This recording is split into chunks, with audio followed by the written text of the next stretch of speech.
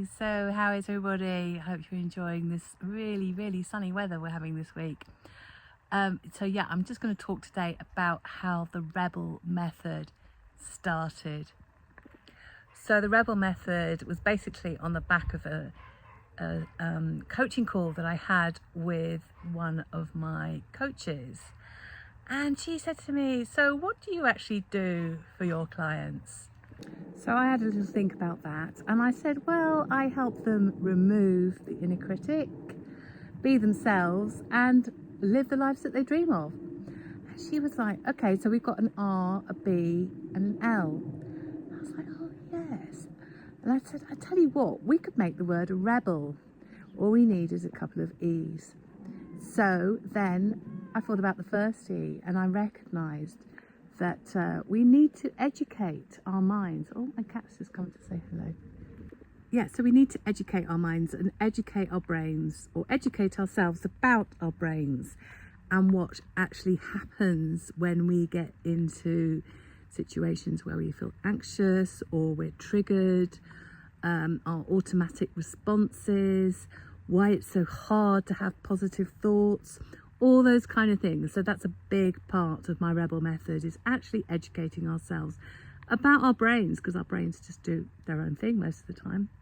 The second E is eliminate anxiety and depression. And I just want to speak to that a little bit, because actually I don't help you eliminate anxiety and depression, but what I do is help you to reduce and manage anxiety and depression. So in the Rebel Method it says eliminate, but yeah, eliminate the effects of anxiety and depression.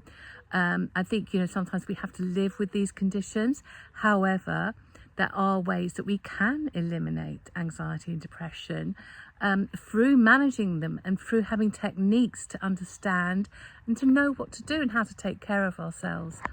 So yeah, that's the E. So then we had the Rebel Method, and that's how the theme started for my retreats. So basically the retreat started first, then the Rebel Method came along, and then I recognized that the Rebel Method was what I run on my retreats. We go through all of those stages. So just to remind you what those are is remove that inner critic, or reduce that inner critic, build a relationship with that inner critic, because we all have one.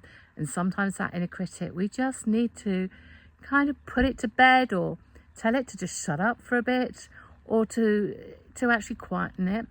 Then E, educate yourselves about our brains, understand what's going on in our brains, because actually a lot of the stuff that happens is not your fault. It's actually your brain's just doing its own thing. B, be yourself. Massively important.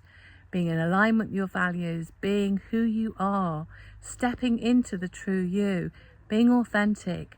That can actually eliminate depression. So the next one is eliminate anxiety and depression by being yourself, by being authentic, by living an authentic life, by just being in alignment with who you are, to saying no to stuff that you don't want in your life and yes to stuff that you do.